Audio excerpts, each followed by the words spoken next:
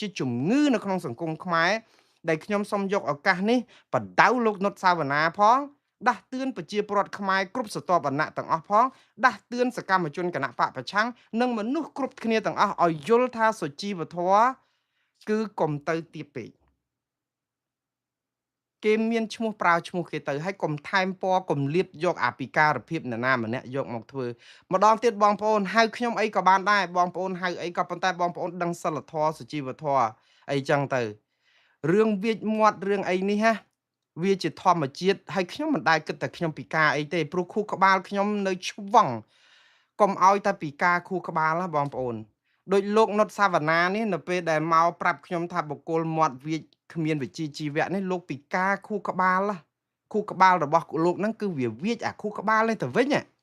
ខ្ញុំអត់ចង់ឲ្យមន្ត្រីយើងដែលគ្រប់គ្រងពន្ធនាគារមន្ទីរអប់រំកែប្រែលោកទៅកែប្រែអ្នកទោសយ៉ាងម៉េចទៅបើសិនជាចរិតរបស់លោកថោកទាបបែបនេះនោះលោកនុតសាវណ្ណា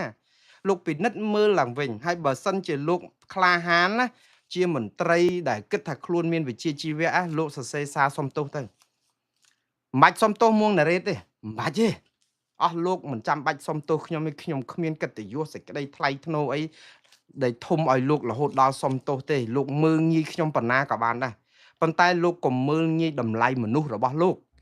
កកុំមើលងាយតម្លៃសិលធម៌វិជ្ជាជីវៈរបស់លោកព្រោះលោកជាមន្ត្រីរាជការលោកមានក្រមសិលធម៌វិជ្ជាជីវៈរបស់មន្ត្រីរាជការលក្ខន្តិកៈមន្ត្រីរាជការចងកាតព្វកិច្ចលោកដែរអញ្ចឹងលោកគ្រាន់តែចេញសេចក្តីថ្លែងសារមួយថាខ្ញុំសូមអធិស្ឋានសូមទោសបងប្អូនសាធារណជនទូទៅដែលប្រមាណថ្ងៃនេះខ្ញុំចេញសារដូចជាមានការវាយប្រហារបុគ្គលជាលក្ខណៈអវិជ្ជមានដែលលើសលួសខ្ញុំសូមអធិស្ឋានមិនបន្តទៀតទេអីចឹងតែប៉ុណ្្នឹងបានហើយមិនបាច់ដាក់ឈ្មោះមួងណារ៉េតឬលោកអ៊ុំសំអានអីទេបានហើយនេះបើសិនជាលោកជាមនុស្សប៉ុន្តែខ្ញុំជឿថាលោកសវណ្ណានឹងមិនមានភាពក្លាហានដល់ប៉ុណ្ណឹងឯងមិនត្រឹមតែប៉ុណ្ណឹងឯងបងប្អូនចាំមើលទៀតនឹងបាតផ្សារជាងនឹងទៀតមកទៀតហើយព្រោះគាត់លោតព្រោះគាត់មួម៉ៅបងប្អូនខ្មែរយើងគេថាគោដំបៅខ្នងក្អែកហៅរំលងរំសាយកន្ទុយនៅពេលដែលលោកនុតសាវណ្ណាលោតកាន់តែខ្លាំងលោកអុកគូតកាន់តែឈឺខ្លាំងចុកច្អល់ប៉ុន្តែបើលោកកាន់តែត្រជាក់លោកកាន់តែឈ្នះក្តីនេះទៅវិញខ្ញុំគ្រាន់តែផ្ដាំយកតែប៉ុនទេខន្តីញោមណាខន្តីហើយពាក្យពេចន៍ដែលលោកប្រើមកនេះគឺលោក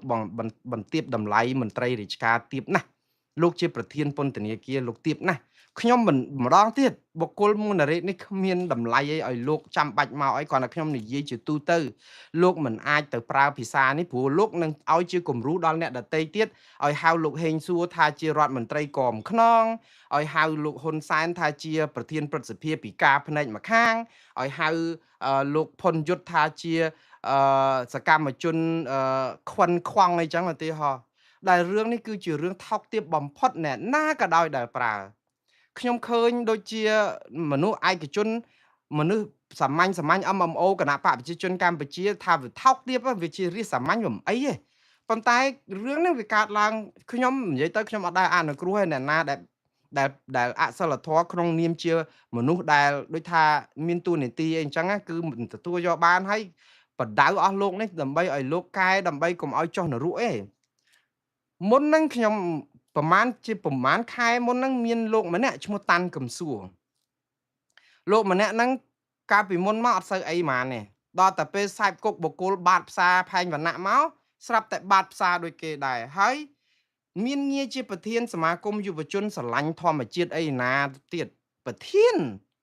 ហើយសិលធម៌គាត់យកខ្ញុំនឹងថាមើងងាយមើលស្រាលខ្ញុំនឹងប្រហែលខែមុននោះថាខ្ញុំនឹងអឺកើតមុខជាតិណាហ្នឹងកុំឲ្យមាត់អីអញ្ចឹងទៀតអន់ណាអាហ្នឹងខ្ញុំនិយាយទៅខ្ញុំប្លុកគាត់ចោលអស់ហើយខ្ញុំបានបិទបញ្ជីហ្នឹងប៉ុន្តែឥឡូវដោយសារលោកនុតសាវណ្ណានិយាយរឿងហ្នឹងខ្ញុំក៏កាយរឿងហ្នឹងដើម្បីប្រាប់ថាមន្ត្រីឬក៏មនុស្សខ្មែរយើងមិនត្រូវទៀបថោកពេកដូចលោកនុតសាវណ្ណាដូចមន្ត្រីផ្សេងទៀតមួយទៀតករណីលោកមេតមាសភក្តីអភិបាលរងខេត្តឧត្តរមានជ័យគាត់និយាយរឿងស្អីដែលខ្ញុំនិយាយព័ត៌មានស្អីម្ដងតែគាត់យកមកគឺវាយប្រហារជាលក្ខណៈបុគ្គលណាហើយថោកទាបមែនតើខ្ញុំពិនិត្យថាមន្ត្រីខ្មែរយើងថោកហើយអត់មាននរណាដោះស្រាយឲ្យគាត់គិតថា រួចខ្លួនណាលោករួចខ្លួននៅពេលដែលរបបដឹកនាំរដ្ឋបែបនេះនៅទេលោករបបគេស្រួលបួលលោកនឹងទៅមិនដឹងទៅណាបាត់ទេហើយឥឡូវនេះមកចេញលោកនុតសាវណ្ណាមកទៀតហើយទៅគាត់ទៅដៀលលោកអ៊ុំសំអានថាជាបុគ្គលបែកថ្នាំលោកជួយជាតិបានប្រមាណលោកនុតសាវណ្ណាជួយទៅល្អហើយលោកអ៊ុំសំអាននេះណាជាប់គុករបស់លោកនឹងដែរហ្នឹងដោយសារតែគាត់គិតពីរឿងជាតិដែលខ្ទាស់នឹងមេរបស់លោកនោះគណៈបកប្រជាជនកម្ពុជានោះគេខំប្រឹងតស៊ូមតិដល់ពេលគេរិះគន់រឿងព្រំដែនឥឡូវខំប្រឹងស្ពាយដូសៀយកទៅដាក់ប្តឹងតុលាការព្រំដែនអន្តរជាតិដើម្បីបានដីថៃដីខ្មែរដែលថៃដដើមយកបាន76កន្លែងយកមកឲ្យកម្ពុជាវិញលោកថាគេនឹងជាមនុស្សបែកថ្នាំខ្ញុំថាបើគ្រាន់តែហៅលោកអ៊ុំសំអានទៅបានហើយព្រោះលោកទៅដៀលគេទាំងអស់ថាគ្មានវិជ្ជាជីវៈអូនោះវិជ្ជាជីវៈរបស់លោកបាទម្ដងទៀតខ្ញុំសូមស្លេះរឿងនឹងត្រឹមប៉ុណ្ណឹងទៅគ្រាន់តែថាគួរឲ្យសោកស្ដាយដែលមន្ត្រីពន្ធនាគាររបស់យើងដែលជាមេគុកដែលជាមណ្ឌលអប់រំកែប្រែយើងទៅកែប្រែអ្នកណាបានបើមេគុកកែប្រែនឹងសិលធម៌ខ្លួនឯងអត់បានសូមឲ្យលោកសាវណ្ណាកែប្រែអត្តចរិតសិលធម៌របស់លោកឡើងវិញបើសិនជាលោកចង់កែប្រែអ្នកជាប់ឃុំឲ្យគ្នាកែប្រែហើយបើគេថាអីថាទៅកុំធ្វើត្រូវឲ្យដូចគេថាហើយបើគេថាឲ្យលោកបកស្រាយទៅកុំទម្លាក់បាតហដ្ឋញោមខន្តីញោមខន្តីតិចកាន់តែតិចទឹកគេហៅទឹកត្រជាក់ត្រីកុំកាន់តែតិចកាន់តែល្អកាន់តែលោតកាន់តែធ្លាក់បាទខ្ញុំស្លេះប៉ុណ្ណឹងឥឡូវនេះបន្តភ្ជាប់នឹងព្រៃសរទៅស្ថានភាពគុកព្រៃសរនឹងរំជើបរំជួលក្រោយបែករឿងមិនប្រក្រតីឥឡូវហ្នឹងរំជើបរំជួលហើយពុលពេញក្នុងគុកព្រៃសរដើរឆែកឆេររកទូរស័ព្ទពីសកម្មជនក្រមប្រឆាំងនឹងទៅដកហូតដោយសារតែផ្សាយព័ត៌មានមួយយប់ម្សិលហ្នឹងគាត់តែមួងណារ៉េផ្សាយព័ត៌មានហ្នឹងក្តៅកាហាយដល់លោកនុតសាវណ្ណាដើរឆែកឆេរខ្ទេចខ្ទីអស់ទៅធ្វើទុកបុកម្នេញដល់អ្នកជាប់ឃុំនឹងអត់បានដេកបានពួនទៀតហើយឥឡូវនឹងជ្រួលច្បល់មិនត្រឹមតែដកហូតទូរស័ព្ទគឺចាប់ផ្ដើមរករឿងដល់អ្នកណាដែលបញ្ចេញព័ត៌មានទៅខាងក្រៅណាអត់ទៅស៊ើបអង្កេតដោះស្រាយបញ្ហាផ្ទៃក្នុងពីការចោទប្រកាន់គេទេគឺទៅរកមុខអ្នកណាដែលនាំសារទៅខាងក្រៅនេះហើយជារបៀបដោះស្រាយពួកកុម្មុយនីសណាខ្មែរក្រហមអារឿងបាយ3ពេលណាអត់បានហូបទេមានតែបបររាវក៏ឃ្លោកអត់បន្ថែមឲ្យទៅជាបបរមានមហូបហើយកុំធ្វើទុកបុកម្នេញប្រជាពលរដ្ឋទេទៅរករឿងអ្នកតវ៉ារឿងឲ្យហូបបបរវិញណាអ្នកណាមកតវ៉ាថាបបរនឹងមិនឆ្ងាញ់របបអាហារនឹងវាតិចតួចទៅចាប់សម្លាប់បិទមាត់ព្រោះថាសើរើនិយមហើយដល់ពេលសម្លាប់អ្នកដែលនិយាយពីបបរនឹងវារាវក៏ឃ្លោកយូរទៅបបរនឹងវាទៅជាបាយមែនអត់ទេកាន់តែរាវទៅទៀតអញ្ចឹងអាបញ្ហានៅដដែលស្លាប់អ្នករាយការឥឡូវគាត់ធ្វើអញ្ចឹងគាត់ដើរយុទ្ធនាការរបស់គាត់ហ្នឹងគឺចាប់ផ្ដើមអុកលុកពេញក្នុងពន្ធនាគារហ្នឹងរកមុខវែកមុខឥឡូវមន្ត្រីគ្នាអ្នកអីរាយរងឬអីហ្នឹងភ័យខ្លួនទៀតហ่ะដេកមិនលក់បក់មិនលហើយទៀតតែព្រោះអីតាគេរករឿងអញ្ចឹងគេមេគុកផងហើយឥឡូវតិចគាត់ឡើងមកទៀតអូគ្មានអាណាគេធ្វើអីទេមួងណារ៉េតហ្នឹងចេះតែផ្សាយទៀតទៅយើងប្រព័ន្ធដែលគ្មានតម្លាភាពអញ្ចឹងគ្នាគឺបថុយបឋានហើយប៉ុន្តែខ្ញុំនិយាយទៅគឺខ្ញុំសុំស្នើឲ្យលោកសាវណ្ណារឿងអីក៏ដោយរៀបរាប់មកបើសិនជាគ្មានភាពរំជើបរំជួលប្រាប់ថាគុកហ្នឹងគ្មានភាពរំជើបរំជួលគ្មានដើរវែកមុខអ្នកណាផ្សាយព័ត៌មានទៅខាងក្រៅឲ្យមុងណារ៉េតដឹងឬលោកអ៊ុំសំអានដឹងផ្សាយថាអញ្ចឹងទៅគឺស្ថានភាពនៅធម្មតាទេប៉ុន្តែកុំមកលៀបពណ៌មើងងាយប្រមាថការទៀនពិការភាពឬក៏ស្អីហ្នឹងកុំដល់ជ្រៅប៉ុណ្ណឹងអញ្ចឹងលោកចុះជ្រៅពេកគឺលោកបង្ហាញអំពីភាពមានខ្លួនណាព្រោះមនុស្សយើងណាបើសិនជាយើងអត់មានខ្លួនគឺយើងតិចហើយដោះស្រាយតាមសន្តិវិធីហើយណាមួយលោកអត់ត្រូវការតម្លាក់បាតហដ្ឋញោមដែរព្រោះលោកជាមន្ត្រីរាជការស៊ីប្រាក់ខែរាជលោកត្រូវចិត្តឲ្យតិចហើយណាហើយមួណារ៉េតមិនមែនជាស្ថាប័នផ្សព្វផ្សាយវិជ្ជាជីវៈអីណាទេក៏ប៉ុន្តែមួងណារ៉េតក៏រក្សាសិលធម៌ក្រមវិជ្ជាជីវៈនេះដែរខ្ញុំជឿថា បងប្អូនដែលគាំទ្រមើលមួងណារ៉េត32លាន views នេះណាក៏បើសិនជាគាត់ដឹងថាមួងណារ៉េតនេះជាមនុស្សគ្មានវិជ្ជាជីវៈជាមនុស្សប៉ោឡែបាតផ្សារពាលាដោយក្រុមអស់លោកនោះប្រហែលជាគេប្លុកខ្ញុំចោលអស់ហើយគេមិនស្ដាប់ទេហើយខ្ញុំក៏មិនមែនយកឱកាសនេះទៅអួតអាងខ្លួនឯងដែរគាត់ថាខ្ញុំនិយាយថាព័ត៌មាននៃខ្ញុំផ្សាយនេះគឺដោយសារតែមានប្រជាពលរដ្ឋសនំពមកហើយលោកដោះស្រាយទៅការងាររបស់លោកដោះស្រាយកុំមកររឿងអ្នករត់សបុតអ្នករត់សបុតគ្នាគ្រាន់តែយកសបុតយកទៅដាក់ទេខ្លឹមសារសបុតគឺអស់លោកសរសេរឆ្លើយឆ្លងគ្នាកុំមកធាក់អ្នករត់សបុតពេលដែលគេយកសបុតនឹងមកស្នេហាផ្អែមល្ហែមទៅមកចាប់អោបគ្នាអ្នករត់សបុតគ្នាក៏មិនដឹងថាអូប្រហែលជាខ្លឹមសារក្នុងសបុតហ្នឹងល្អល្អអឿនហើយបានជាអ្នកដែលទទួលសបុតហ្នឹងមកអោបថើបអីយ៉ាងនេះតែគ្នាក៏មិនដឹងថាសបុតហ្នឹងអីគ្រាន់តែស្មានដល់ទៅពេលថ្ងៃក្រោយបានសបុតហើយអានហើយធាក់គ្នាអ្នករត់សបុតបាក់ចកេះគ្នាក៏តែមិនដឹងប្រហែលជាខាងនោះគេឆ្លោះគ្នាសំបែកអីក៏តែមិនដឹងហើយគ្នាមានខុសអីគ្រាន់តែរត់សបុតហ្នឹងអញ្ចឹងយើងពីរនាក់ហ្នឹងសម្រួលគ្នាទៅហើយកុំដើរចោតដើរលៀបពណ៌ដើរប្រមាថការទៀនគេអីឲ្យដូចថារឿងមិនតាន់ដោះស្រាយបានមកចប់ផងទៅរឿងមកកលៈទៀតវាអន់ណាបាទឥឡូវបន្តទៀតបងប្អូនឥឡូវខ្ញុំនិយាយពីរឿងលោកនុតសាវណ្ណាយប់មិញខ្ញុំផ្សាយដោយដកស្រង់ប្រភពកញ្ចក់សង្គមផងពី Facebook របស់លោកអ៊ុំសំអានដែលជាមន្ត្រីកិច្ចការព្រំដែនរដ្ឋាភិបាលក្រៅប្រទេស$23ផងហើយនឹងពីប្រភពផ្ទៃក្នុងនៃពន្ធនាគារនឹងផងពីអ្នកទោសផងពីអ្នកជាប់ឃុំនៅនឹងអ្នកដែលចេញមកពីក្រមគ្រួសារច្រើនប្រភពណាស់ក៏ប៉ុន្តែវាគ្រាន់តែជាការដែលលើកឡើងរបស់បងប្អូនដែលមន្ទិលហើយរឿងតាក់ទងនឹងទូរស័ព្ទដៃគ្រឿងញៀននៅក្នុងពន្ធនាគារនឹងខ្ញុំក៏បានលើកឡើងអំពីសំណូមពរបងប្អូនមកប្រាប់សូមឲ្យជួយផ្សាយច្រើនករណីណាហើយខ្ញុំមិនដូចខ្ញុំនិយាយចឹងប្រភពគឺច្រើនពីអ្នកទោសដែលធ្លាប់ជាប់ពន្ធនាគារនឹងពីមុនផងអ្នកទោសមនសិការផងជាក្រុមគ្រួសារផងជាមន្ត្រីអនុរិយពន្ធនាគារនឹងអីចឹងទៅអ្នកដែលនៅទីហ្នឹងនិយាយទៅគឺគាត់ចេះតែផ្ញើដំណឹងមកដើម្បីឲ្យជួយហើយគាត់និយាយអំពីភាពមិនប្រក្រតីទូរស័ព្ទនៅពន្ធនាគារណាដែលឲ្យប្រើទូរស័ព្ទចាប់ម្ដងទាំងបាវមិនដែលឃើញចាប់ទេលោកនុតសាវណ្ណាហ្នឹងគាត់យករូបថតពីការចាប់ទូរស័ព្ទមកម្ដងទាំងបាវទូរស័ព្ទខ្លះកាត់ដាក់ក្នុងស្បែកជើងកាត់អីប៉ុន្តែអាហ្នឹងវាគ្រាន់តែជាការវែកចកទេព្រោះអារឿងនាំទូរស័ព្ទចូលនៅក្នុងពន្ធនាគារបាននេះបើមិនមានការបើកដៃពីមន្ត្រីឬក៏ប្រធានពន្ធនាគារទេក៏គ្មានអ្នកណាអាចនាំចូលបានដែរព្រោះអ្នកទាំងអស់នោះសុទ្ធតែសោកលុយបង់លុយអីអញ្ចឹងតាមសាកសីដែលគេនិយាយមកតទៅពេលយូរទៅចាប់មួយសាទៅធ្វើដូចជាកក្រឹកកក្រែងថាយុទ្ធនាការនឹងមានប្រសិទ្ធភាពប៉ុន្តែដោយវែកចកអញ្ចឹងបងប្អូនព្រោះនៅក្នុងពន្ធនាគារបើយើងធ្វើតឹង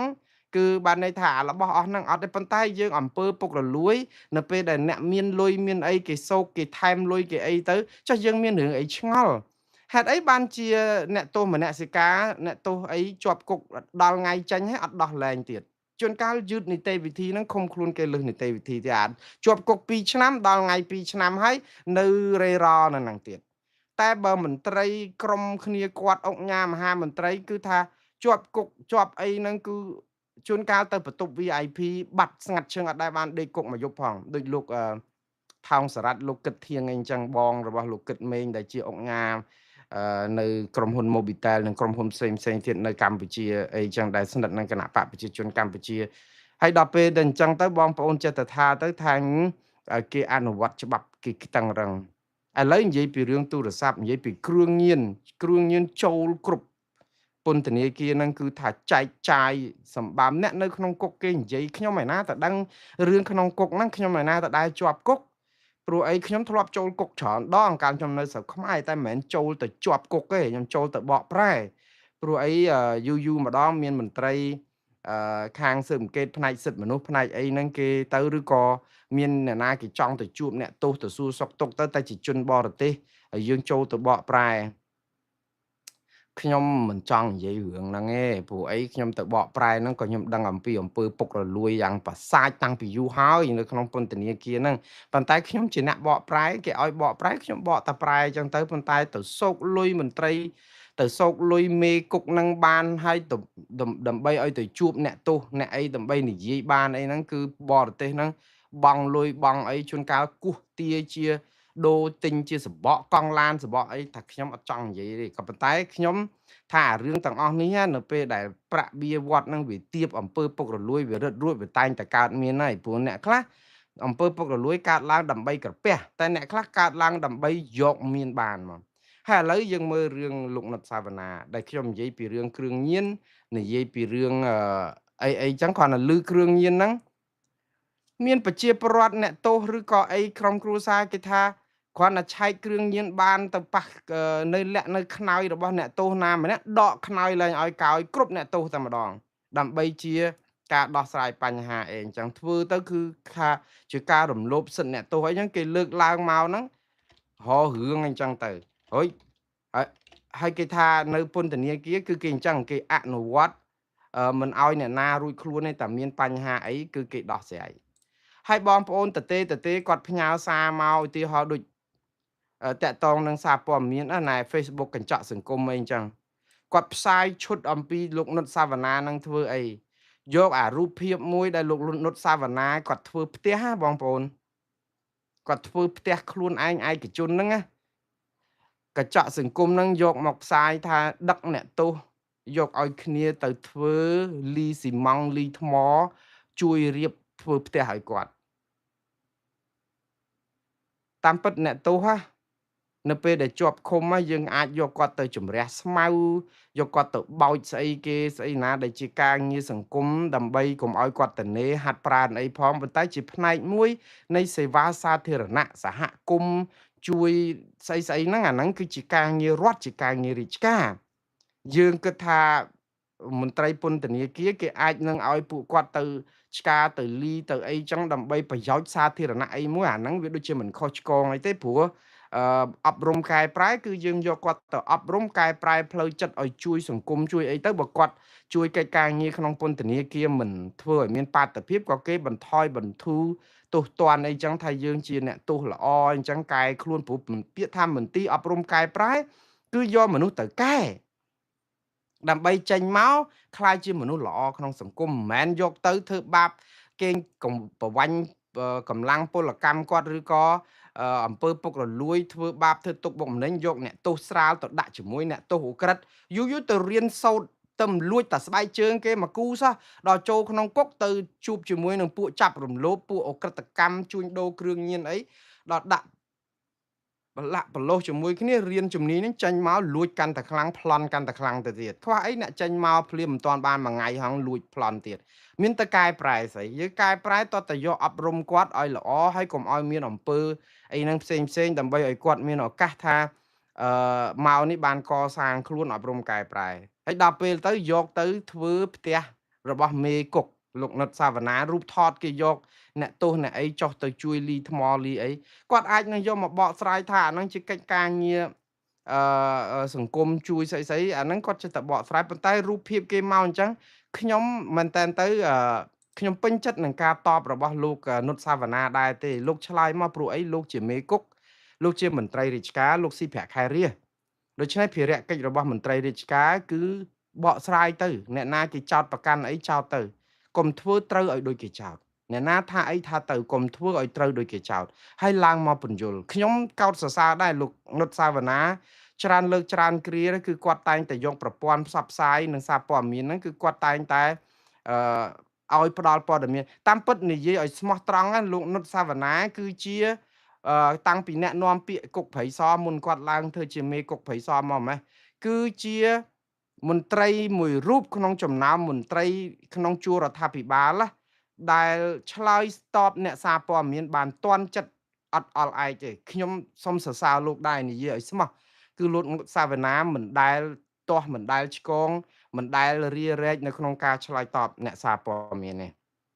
អានេះខ្ញុំនិយាយអំពីការពិតជាក់ស្ដែងប៉ុន្តែពេលដែលខ្ញុំឈប់ធ្វើការឲ្យវិទ្យុអាស៊ីសេរីមកគឺខ្ញុំដាច់ខ្សែរយៈជាមួយលោកនុតសាវណ្ណាលោកនៅតែមានបណ្ដាញសង្គម Facebook អីប៉ុន្តែខ្ញុំមិនមែនជា friends ជាអីរបស់លោកទេប៉ុន្តែខ្ញុំឃើញតែពេលសារព័ត៌មានដូចជា RFE ភាសាខ្មែរដែលជាវិទ្យុបារាំងអន្តរជាតិភាសាខ្មែរនៅស្រុកខ្មែរអីសម្ភាសអីគាត់សម្ភាសបកស្រាយរាល់តែដងនេះគឺជាចរិតមួយដែលគួរឲ្យសាទរដែរទេព្រោះអ្នកនាំពាក្យនៅស្រុកខ្មែរភាគច្រើនកិច្ចអ្នកកសែត អត់ចង់ឆ្លើយទេបើឆ្លើយទៅឯណានៃនោះឆ្កុយឯណានោះទៅឲ្យតែគេជេរចឹងដែរប៉ុន្តែឥឡូវកំពុងតែសរសើរលោកនុតសាវណ្ណាថ្ងៃនេះគឺលោកទម្លាក់សិលធម៌គាត់ទៀបមែនតើខ្ញុំមិននឹកស្មានថាលោកនុតសាវណ្ណាមានសិលធម៌ដ៏ទាបដូច្នេះខ្ញុំធ្លាប់ឲ្យតម្លៃគាត់ដែរពីមុនមកដូចខ្ញុំនិយាយចឹងខ្ញុំថាគាត់នឹងជាមនុស្សដែលឆ្លើយតបឆ្លើយដល់ពេលគាត់ឡើងទៅមេគុកដូចរៀងបន្តិចឬក៏អាចថាកម្រិតនឹងរៀងខ្ពស់បន្តិចចាប់ផ្ដើមផ្ដេសផ្ដាស់បដ ாய் ហើយថ្ងៃនេះខ្ញុំនឹងទេសនាបន្តិចក្នុងន័យខ្ញុំនឹងសរសើរមិនសរសើរឲ្យលោកសាវណ្ណាស្លាប់ទេខ្ញុំនឹងបង្អាប់ឲ្យលោកសាវណ្ណារស់លោកជាមន្ត្រីពន្ធនាគារនៅក្មេងណាលោកអាយុប្រហែលជា40អីចឹងយ៉ាងច្រើនខ្ទង់40ស្ដាងអីហ្នឹងនៅមានអនាគតវែងឆ្ងាយណាស់ហើយលោកជាមន្ត្រីពន្ធនាគារទៀតដូច្នេះអឺលោកគួរជាគំរូមន្ត្រីរាជការធ្វើអីក៏ដោយលោកត្រូវគិតថាលោកមិនមែនជារាជសាមញ្ញដែលអត់បានការងាររាជការមានជាប់ក្របខ័ណ្ឌមានលក្ខន្តិកៈមន្ត្រីរាជការមានក្រមសីលធម៌វិជ្ជាជីវៈអីដែលត្រូវក្តាប់ជាប់នៅក្នុងដៃទេព្រោះមន្ត្រីមុននឹងឡើងតំណែងដល់ប្រធានគុកប្រធានអីនេះណាគឺប្រហែលបើសិនជាប្រព័ន្ធយើងត្រឹមត្រូវគឺលោកត្រូវលុតដំខ្លួនត្រូវកសាងកិត្តិយសសេចក្តីថ្លៃថ្នូរនឹងរបៀបរបបការងារហ្នឹងគឺថាវាល្អណាស់បានអាចមានកម្រិតប៉ុណ្ណឹងគឺជាទីទុកចិត្តហើយចឹងលោកត្រូវតែធ្វើឲ្យស្របទៅតាមអ្វីដែលជាទូនាទីដែលរដ្ឋនៅបកគលឲ្យប្រជាប្រដ្ឋទុកចិត្តណាលោកមិនអាចមកសរុបឬឆាចោលបានទេហើយខ្ញុំលើករឿងលោកនុតសាវណ្ណាថ្ងៃនេះដោយសារតែសិលធម៌ទាបនេះគឺអញ្ចេះពេលដែលខ្ញុំផ្សាយព័ត៌មាននឹងខ្ញុំដកស្រង់ប្រសាសន៍លោកអ៊ុំសំអានយកមកផ្សាយពីរឿងគ្រឿងញៀនហើយនិងរឿងទូរស័ព្ទដៃរឿងភាពអសកម្មនៅក្នុងពន្ធនាគារគាត់ចាប់ផ្ដើមសរសេរសារនៅលើបណ្ដាញសង្គម Facebook របស់គាត់អញ្ចេះហើយខ្ញុំសូមដកស្រង់ហើយសូមឲ្យបងប្អូនទៅមើល Facebook របស់លោកនុតសវណ្ណាបាទគឺគាត់សរសេរឈ្មោះគាត់នស្រអុនិងតសវនស្រអាគឺនុតសវណ្ណាបាទហើយគាត់សរសេរអញ្ចេះថ្ងៃហ្នឹងគឺតបឲ្យដាក់ឈ្មោះខ្ញុំហ្មងល្អហើយអរគុណណាស់ដែលលោករៀបរាប់ឈ្មោះមួងណារ៉េតឥឡូវដូចទៅល្បីគ្រប់រឿងតែមិនមែនល្បីល្អល្បីតែរឿងគេជេរទេគាត់ថាអញ្ចេះជូនចំពោះបុគ្គលមាត់វាចគ្មានវិជ្ជាជីវៈឈ្មោះមួងណារ៉េតអតីតបុគ្គលិកអាស៊ីសេរីនិងបុគ្គលបែកថ្នាំអ៊ុំសំអាននិងបពពួកដែលកំពុងធ្វើសកម្មភាពសំអុយឈ្មោះខ្ញុំលោកបន្តថាការពិតនៅតែជាការពិតដោយខ្ញុំបានប្រកាសរួចហើយបងប្អូនសារព័ត៌មានដែលមានវិជ្ជាជីវៈពិតប្រាកដអាចតាក់ទងសួរនិងមកជួបខ្ញុំផ្ទាល់បានដើម្បីទទួលការបំភ្លឺជាក់លាក់បញ្ជាក់សម្ភារៈហាមឃាត់ទាំងនេះគឺគាត់ដកឃើញទូរស័ព្ទឃើញស្អីដែលគាត់រឹបអូសបានហ្នឹងគាត់យកមកសម្ញែងបង្ហាញហ្នឹងគាត់បង្ហាញថាគេចាប់គេអីចឹងដែរមិនមែនអត់ធ្វើទេគាត់ថាសម្ភារៈហាមឃាត់ទាំងនេះយើងដកហូតបានគិតពីថ្ងៃខ្ញុំមកទទួលភារកិច្ចជាប្រធានម1គិតត្រឹមថ្ងៃទី10សីហាឆ្នាំ2021គឺរយៈពេល1ឆ្នាំ9ខែ22ថ្ងៃសូមអរគុណបងប្អូនគ្រប់ស្រទាប់វណ្ណៈដែលតែងតែជឿជាក់លើការបំពេញការងារបម្រើជាតិមាតុភូមិរបស់ខ្ញុំបាទតាមពិតខ្ញុំមិនជាចំទាស់អីខ្ញុំសរសើរអាការដែលទៅចាប់ទៅអីទូរស័ព្ទអីឬក៏គ្រឿងញៀនអីនៅក្នុងពន្ធនាគារគឺជាកិច្ចការរបស់លោកល្អហើយក៏ប៉ុន្តែបងប្អូនមើលភាសាដែលគាត់និយាយទី1គាត់ដាក់ជូនចំពោះបុគ្គលមាត់វាចគ្មានវិជ្ជាជីវៈមួងណារ៉េតហើយទៅចេញទៅលោកអ៊ុំសំអានសបុគ្គលបែកថ្នាំអូនឹងវិជ្ជាជីវៈលោកនុតសាវណ្ណាមានវិជ្ជាជីវៈខ្ពស់ហ្នឹងមែនទេភាសាដែលលោកមើងងាយគេភាសាដែលលោកប្រមាថគេ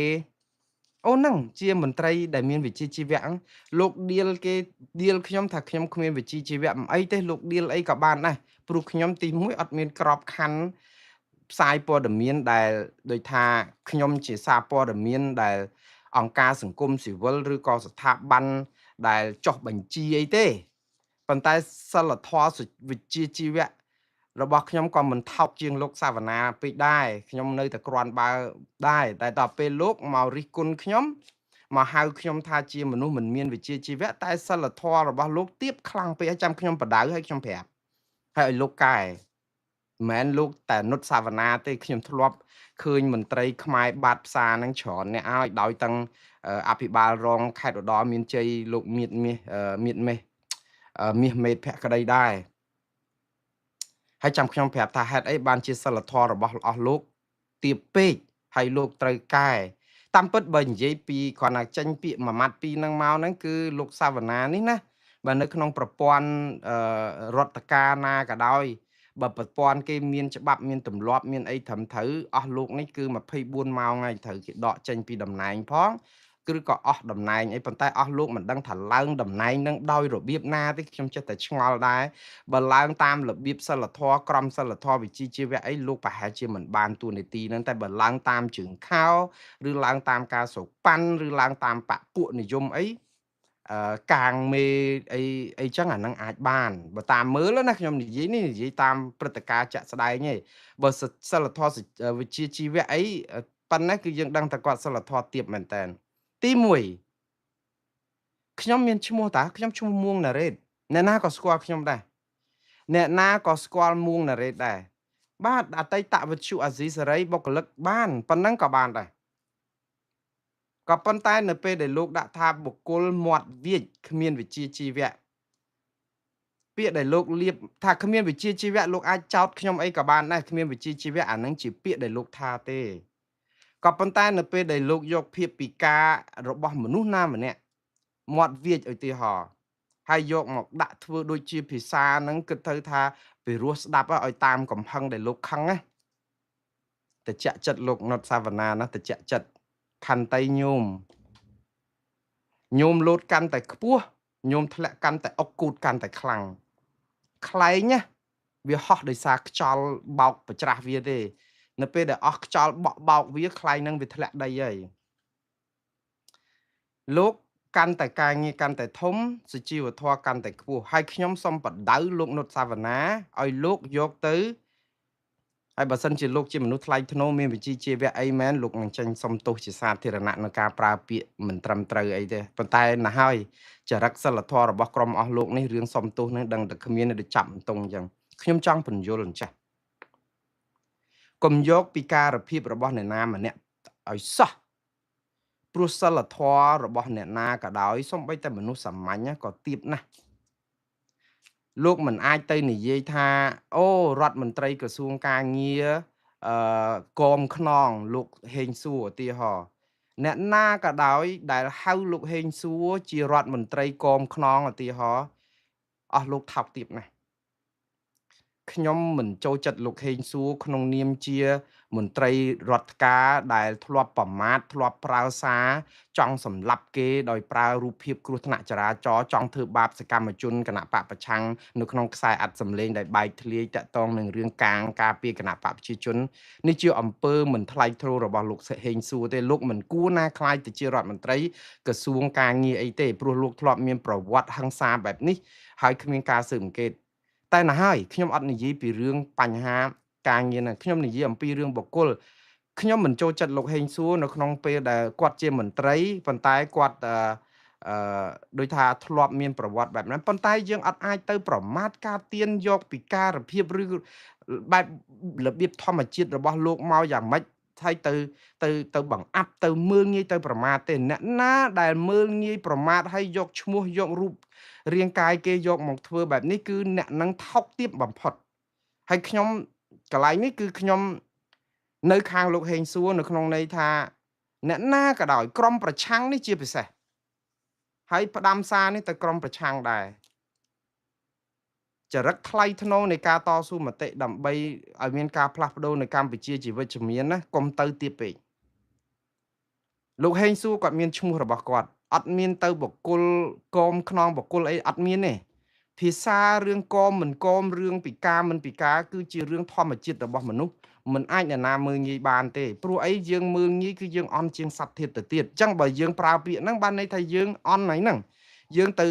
ទៅចង់រិះគន់បកគលណាបើយើងខ្លួនឯងអត់មានសិលធម៌សុជីវធម៌ក្នុងខ្លួនផង ព្រោះអីនៅក្នុងច្បាប់គឺគេហាមឃាត់បើនៅស្រុកអាមេរិកនេះអូមិនបាច់ទេបើយើងធ្វើការជាមន្ត្រីរាជការអីគាត់ទៅប្រមាថអ្នកណាពិការអ្នកណាអីមើងងាយគេ24ម៉ោងខ្ញុំតានីតួនាទីប៉ុណ្ណាក៏ដោយគឺសុំទោសគេហើយគឺអស់តំណែងទៅទៀតព្រោះក្រមសីលធម៌ការដែលដាស់តឿននេះគឺគេមានខ្លាំងណាស់ប៉ុន្តែវាអាភ័ព្វមែនតើនៅស្រុកខ្មែរយើងគឺវាមិនដឹងជាយ៉ាងម៉េចពិភពយើងក៏ឡាប់ចាក់ចឹងហើយបានមនុស្សប៉ោឡែពាលាបាតផ្សារអសិលធម៌អគុណធម៌បានគ្រប់កន្លែងប្រជាប្រដ្ឋសាមញ្ញខ្ញុំអត់មានសូវតូមនិញឧទាហរណ៍ដូចជាបុគ្គលផែងវណ្ណៈដែលបាតផ្សារពាលាប្រមាថការទៀនខ្ញុំរាល់ពេលរកអ្នកណាផ្សេងហ្នឹងគឺអាហ្នឹងវាទៅជាជនដែលអន់ជាងសត្វទៅហើយអាហ្នឹងវាធម្មតាទៅជារាសសាមញ្ញក៏ប៉ុន្តែជាមន្ត្រីរាជការមិនមែនអញ្ចឹងទេខ្ញុំលើករឿងមួយទៀតរឿងនេះមិនមែនតែលោកនុតសាវណ្ណាតែខ្ញុំមិននឹកស្មានថាលោកនុតសាវណ្ណាអន់ដល់ថ្នាក់ហ្នឹងសោះ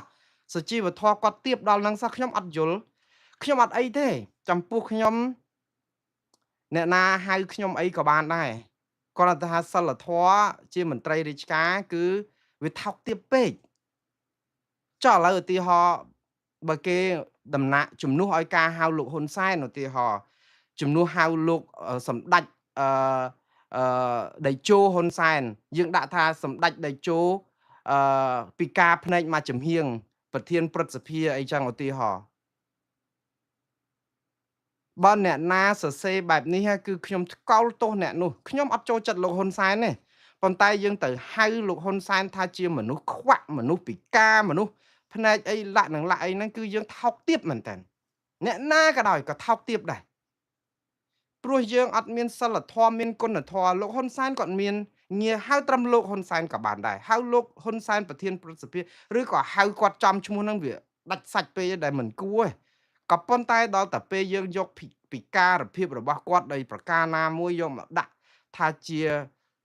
ខ្វាក់ជាពិការភ្នែកជាស្អីស្អីលាក់នឹងលាក់ឲ្យដាក់ជាប់នឹងឈ្មោះរបស់គាត់អ្នកណាក៏ស្គាល់ដែរលោកហ៊ុនសែនមិនចាំបាច់ថែមពណ៌ថែមអីទៀតទេព្រោះតែយើងថែមហ្នឹងគឺយើងคล้ายទៅជាអ្នកដែលខ្វះសុជីវធម៌ខ្វះសិលធម៌ហើយអន់មែនតើប្រជារាស្ត្រធម្មតាគឺស្ទើរតែវាអន់តម្លៃទៅហើយតមន្ត្រីរាជការគឺរឹតតែអន់ទៅទៀតនេះខ្ញុំសូមប្រាប់ទៅលោកនុតសាវណ្ណាលោកច្បាស់ជាខឹងហើយចុះបើឧទាហរណ៍បងប្អូនរបស់លោកណាមួយពិការជើងខ្វិនខ្វង់អីចឹងគេហៅចោះនាងខ្វិនហ្នឹងឧទាហរណ៍វាចោះនាងមានឈ្មោះទេម្ដាយគាត់ដាក់ឲ្យឈ្មោះធីតាឬក៏ឈ្មោះសុភីឬក៏ឈ្មោះសុភាពអីចឹងពីកំណើតមកហៅគឺអត់បានទេចុះអ្នកណាម្នាក់ដែលកូនគេនៅក្នុងគ្រួសារជាងហៅថាចុះកូនអ្នកឯងអាខ្ទើយហ្នឹងយ៉ាងម៉េចទៅវិញឥឡូវធ្វើការអីដែរចុះកូនហ្នឹងអត់មានឈ្មោះទេកូនបងប្រុសឬក៏កូនទីប្រមាណតបតែពេលយើងថែមពាក្យហ្នឹងទៅគឺយើងបង្ហាញពីសិលធម៌យើងគឺការរើសអើងការមាក់ងាយហើយរឿងនេះណាមិនមែនជារឿងតូចតាចទេវាតកនឹងរឿងចប់នេះគឺចូលដល់រឿងសំខាន់មួយទៀតគឺលោករងឈុនបដិញ្ញាបន្តទាមទារសេរីភាពនិងយុត្តិធម៌ក្រោយក្រសួងយុត្តិធម៌មិនអាចជួយអ្វីលោកបានលោករងឈុនធ្វើសន្និសីទសារព័ត៌មានមួយនៅទីស្នាក់ការរបស់ដូចជាសមាគមគ្រូបង្រៀនឯករាជ្យកម្ពុជាថ្ងៃមិញនេះគឺគាត់ពន្យល់អំពីលិខិតរបស់រដ្ឋមន្ត្រីក្រសួងយុតិធម៌លោកកើតរិទ្ធដែលតបមកលោកតាក់ទងនឹងការសុំអន្តរាគមន៍ឲ្យផ្ដល់សិទ្ធិសេរីភាពផ្នែកនយោបាយឲ្យលោកឡើងវិញក៏ប៉ុន្តែយើងដឹងហើយលិខិតរបស់ក្រសួងយុតិធម៌ហ្នឹងមិនត្រឹមតែមិនជួយអន្តរាគមន៍រកយុតិធម៌ទេគឺបដៅលោករងឈុនហ្នឹងកុំឲ្យប្រព្រឹត្តខុសអញ្ចឹងទៀតកុំឲ្យជាប់គុកទៀតបដៅច្បាប់នេះបដៅច្បាប់នោះបដៅសិទ្ធិសេរីភាពមានដែនកំណត់មិនឲ្យប៉ះពាល់សិទ្ធិអ្នកដទៃឲ្យគោរពរដ្ឋធម្មនុញ្ញឲ្យគោរពច្បាប់ប៉ុន្តែនៅក្នុងពេលជាមួយគ្នានឹងក្រសួងយុតិធម៌អត់ទៅមើលអំពីការរំលោភទាំងរដ្ឋធម្មនុញ្ញរំលោភទាំងកតិកាសញ្ញាអន្តរជាតិស្តីពីសិទ្ធិពលរដ្ឋសិទ្ធិនយោបាយស្តីពីសិទ្ធិនយោបាយរបស់ប្រជាពលរដ្ឋដែលគ្មានអ្នកណាអាចដកហូតបាននៅពេលដែលមនុស្សម្នាក់ត្រូវបានគេលើកលែងទោសចោះឧទាហរណ៍បទូបថយទោសអីគឺវាត្រូវអស់ហើយអាការដែលជាប់ទោសសិទ្ធិនយោបាយសិទ្ធិអីមិនត្រូវជាប់តាំងពីដើមទីមកម៉េះហើយដល់ពេលអញ្ចឹងទៅបកស្រាយ កាយកប់ត្រឡប់ជាន់ចឹងទៅឲ្យតែបានគ្រប់កិច្ចចឹងទៅលោករងឈុនក៏គាត់អឺឆ្លើយមកទាំងខកចិត្តដែរតែមិនមានអីភ្ញាក់ផ្អើលប្រមាណទេលោករងឈុនក៏ដឹងខ្លួនដែរព្រោះគាត់សរសេរហ្នឹងគឺឲ្យតែអស់ចិត្តទេសូម្បីតែលិខិតថ្វាយទៅព្រះមហាក្សត្រខ្មែរហ្នឹងអ្នកនៅយាមទ្វារហ្នឹងមិនទាំងទទួលមន្ត្រីហ្នឹងគេមិនចេញមកទទួលផងហើយព្រះមហាក្សត្រខ្មែរដែល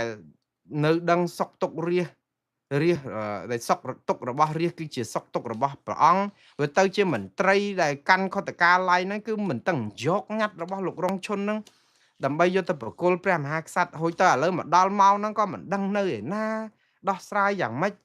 ហើយអារឿងលោករងឈុននិងរឿងលោកកឹមសុខានេះមែនតែនទៅវាជារឿងនយោបាយបើលោកហ៊ុនសែនមិនអោយដោះលែងទេគឺវាអត់ទេអញ្ចឹងអ្នកណាហ្នឹងគេនិយាយហ្នឹងគឺគាត់បកស្រាយទៅតាមគោលការណ៍នីតិវិធីអញ្ចឹងទៅវាចប់អញ្ចឹងលោករងឈុនគាត់ថាក្រសួងយុតិធធអត់ចំរមាស់ទេសំណើគាត់ដាក់សុំហ្នឹងគឺសុំឲ្យបកគលសិទ្ធិនយោបាយ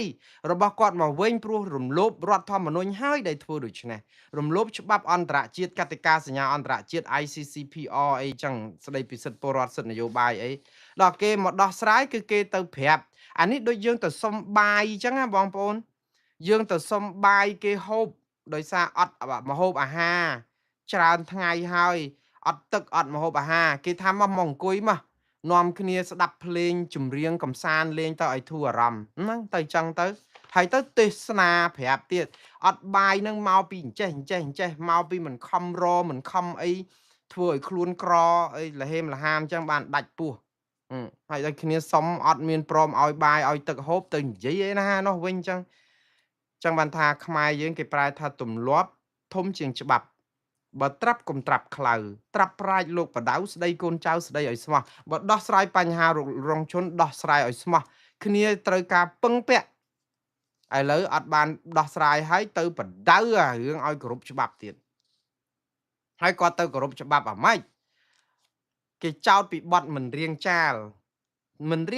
យ៉ាងម៉េចបើអាមុននឹងវាអត់ខុសអីសោះហ្នឹងឥឡូវឧទាហរណ៍យើងហូបបាយ3ពេលដើម្បីរស់ហើយស្រាប់តែគេមកចាប់យើងដាក់គុកថាខុសហើយអត់ត្រូវហូបបាយទេហូបបាយគឺជាអំពើខុសច្បាប់ហើយយើងគិតថាក៏ហូបបាយខុសច្បាប់ដែរហើយទៅដាក់គុកចាញ់មកគេពមៀនទៀតសំទោសមានបត់មិនរៀងចាលមកគាត់ហូបបាយដដែលដើម្បីរស់ព្រោះអត់ដឹងថាហូបបាយខុសសោះហូបទៀតជាប់គុកទៀតពីបត់មិនរៀងចាលគេអត់ឲ្យហូបយើងហូបចុះបើគាត់មិនហូបមិនស្លាប់បើបាយគេហូបជាប្រចាំដូច្នេះចឹងអ្នកដែលជាប់គុកហ្នឹងហើយទៅគេបកស្រាយថាមកពីយើងមិនរៀងចាលមិនដឹងច្បាប់អីអើយយ៉ាប់ដែរបាទឥឡូវខ្ញុំស្លេះរឿងប៉ុណ្ណឹងចោះរឿងលោករងឈុននេះក៏ជាប់ដោយសារមានគ្រួសារគាត់មានទុកដែរលោករងឈុនមានក្មួយគាត់មួយឈ្មោះរងបញ្ញាបងប្អូនមានដឹងហើយរងបញ្ញាហ្នឹងស្លាប់កាលពីឆ្នាំ2019ខែកុម្ភៈមិនដឹងទេហើយលោករងបញ្ញាហ្នឹងក៏ជាធ្លាប់ជាមន្ត្រីរបស់សហជីពកាទូរបស់លោកស្រីយ៉ាងសុភ័ណ្ឌសហជីពឯករាជ្យហើយទៅក៏មានគ្រោះថ្នាក់នឹងស្លាប់ខ្លួនហ្នឹងគឺគេកាត់ក្តីកាត់អីដោះស្រាយមកហ្នឹងមកដល់ម៉ោងហ្នឹង6ឆ្នាំហើយហ្នឹង7ឆ្នាំហើយស្រាប់ដល់ពេលទៅមិនឃើញលិខិតរបស់លោកស្រីរងប៉ោយមួសំទោសរងប៉ោមួយដែលជាម្ដាយរបស់រងបញ្ញាហ្នឹងគាត់បានសរសេរទៅរដ្ឋមន្ត្រីក្រសួងយុតិធធទៅទៀតហើយខ្ញុំគ្រាន់តែសរសេរលិខិតទៅក្រសួងយុតិធធសុំអន្តរាគមន៍ធ្លាក់ថ្លើមក្តុកទៀតហើយទៅសុំភ្លើងយ៉ាក់ទៀតហើយលោកហើយលោករងឈុនបបណ្ណាណៃទំគេទាត់ចោលមកគេបដៅទៀតឥឡូវក្រុមគ្រួសារគាត់ទៅទៀតហើយសរសេរទៅក្រសួងយុតិធធសុំឲ្យជួយដោះស្រាយបញ្ហាតកតងនឹងរឿងស៊ើបអង្កេតបន្ថែមលើករណីជនចោតជនជាប់ចោតឈ្មោះគឹមប៊ុនលេងដែលគឹមប៊ុនលេងនេះគឺគាត់ថាបើកបរដោយធ្វេសប្រហែសបណ្ដាលឲ្យស្លាប់កូនប្រុសគាត់ឈ្មោះរងបញ្ញាកាលពីថ្ងៃទី9ខែមីនាឆ្នាំ2019 7ឆ្នាំជាងហើយបងប្អូន ករណីសំណុំរឿងព្រហ្មទណ្ឌនៅខេត្តកំពង់ស្ពឺគាត់សរសេរច្រើនណាស់សុំឲ្យស៊ើបអង្កេតសុំអីបន្ថែមហ្នឹងព្រោះអីខ្ញុំមិនអាចអានបានទេព្រោះសេចក្តីស្នើរបស់គាត់ហ្នឹងមានច្រើនទំព័រខ្ញុំនឹងអានសេចក្តីសន្និដ្ឋានរបស់គាត់វិញដើម្បីបងប្អូនបាទសេចក្តីសន្និដ្ឋាននឹងជាសំណូមពរ6ទំព័របាទគាត់សរសេរ6ទំព័រគាត់សរសេរតាំងថ្ងៃ5ខែសីហាខ្ញុំទើបអាចផ្សាយបានដោយសារតែរវល់ពេកគាត់ដាក់ថាសំណូមពរឲ្យលោកកើតរិទ្ធគឺរដ្ឋមន្ត្រីក្រសួងយុតិធម៌ជួយធ្វើអន្តរាគមន៍ទៅអាយកាសាលាដំបងខេត្តកំពង់ស្ពឺស៊ើបអង្កេតបន្ថែមចោតប្រកាន់ឈ្មោះគឹមប៊ុនលេងភេទប្រុសឆ្នាំកំណើតឆ្នាំ1982ពីបទបើកបរដោយធ្វេសប្រហែសបណ្ដាលឲ្យស្លាប់ដល់កូនប្រុសគាត់ឈ្មោះរងបញ្ញាហ្នឹងបាទហើយគាត់និយាយអំពីអង្គហេតុគំនុះចរាចរណ៍រូបថតអឺតកតងនឹងទីតាំងទីអីហ្នឹងគឺការវាស់វែងការឃើញហ្នឹងថាមានផុសតាងបន្ថែមដែលត្រូវចោទប្រកាន់អីចឹងគាត់ស្នើសុំឲ្យរកយុត្តិធម៌សង្ឃឹមថាលោកកើតរិទ្ធនឹងចាត់ការរឿងនេះចោះបើទោះបីជាទៅតែទាត់ចោលសំណើរបស់លោករងឈុនក៏ដោយព្រោះនេះកម្មពៀមែនតែជាសកម្មជនបងប្អូនក្រុមខាងគណៈបកប្រឆាំងអីនេះគឺពិបាកណាស់បងប្អូនរឿងរោគយុត្តិធម៌នោះតែសូមជូនពរឲ្យដំណើររោគយុត្តិធម៌របស់ក្រុមគ្រួសាររបស់ក្មួយលោករងឈុននេះបានពន្លឺចោះព្រោះអីគ្នាស្លាប់បាត់ទៅហើយទាំងវ័យក្មេងទៀតយុវជនរងបញ្ញានេះបាទឥឡូវចូលដល់ព័ត៌មានបន្តទៀតបងប្អូនគឺ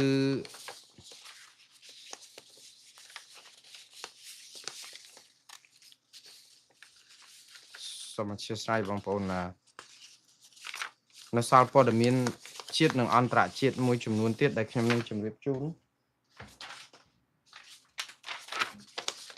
ព័ត៌មានបន្ថែមគឺតកតងនឹងមេតបជើងទឹកសំទោសកំអាលដល់មេតបជើងទឹកតកតងនឹងរឿងណែថៃខាងថៃគេនិយាយអញ្ចេះ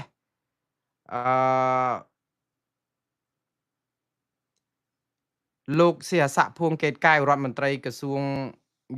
ការបរទេសថៃប្រាប់ថាក្រមប្រធានឬក៏ប្រធានក្រមផ្សះផ្សាចំនួនដែនសមុទ្រនឹងរើសបាននៅថ្ងៃសុក្រដើម្បីបើកប្រជុំដំបូងនៅខែកញ្ញាស្ដាប់ទៅវាដូចអត់ប្រយោជន៍ដូចអត់ប្រយោជន៍ដែរទេបងប្អូនគ្រាន់តែថារឿងព្រំដែនគោក76កន្លែងថៃយកអស់ឥឡូវនេះគេនាំគ្នាទៅជជែកគ្នារឿងព្រំដែនទឹកឯណោះអត់ទាន់មានចំនួនគ្នាអីទេថៃគេដក MOU 2021ហ្នឹងដើម្បីឲ្យខ្មែរយើងចូលសងថៃទៅជជែករឿងសមុទ្រដើម្បីទាញការចាប់អារម្មណ៍ពីព្រំដែនគោកហើយសំណុកថៃយកលេសរឿងព្រំដែនសមុទ្រហ្នឹងថាបើខ្មែរហ៊ានតែពំអាផ្កាណនងផ្លែបបក់ដែលដាក់តែផ្លែតទេងៀងអត់មាននុយនឹងមកលូតចាប់ផ្លប់គឺបានន័យថាអារឿងព្រំដែនគោកមិនបាច់ចរចាទេព្រោះអារឿងព្រំដែនទឹកនេះតែថៃដកអា MOU នឹងចោលកម្ពុជានឹងលូតទៅរកអាញាកណ្ដាលហើយតែអាញាកណ្ដាលផុតពីការចរចាទ្វេភាគីចឹងព្រំដែនគោកចរចាទ្វេភាគីក៏មិនបាច់ចរចាចឹងថៃគ្រប់គ្រងហ្នឹងហើយចាប់ផ្ដើមធ្វើលេនដ្ឋានធ្វើអីកោនកម្លាំងយោធាព្រំដែនហ្នឹងឲ្យរឹងមាំទៅមួយឆ្នាំពីរទៀតទៅគោះថៃទៅបើគោះបានចាឥឡូវយើងវល់នៅក្នុងអាព្រំដែនទឹកតាមអ្វីដែលជាលបែងរបស់ថៃនឹងមែនឥ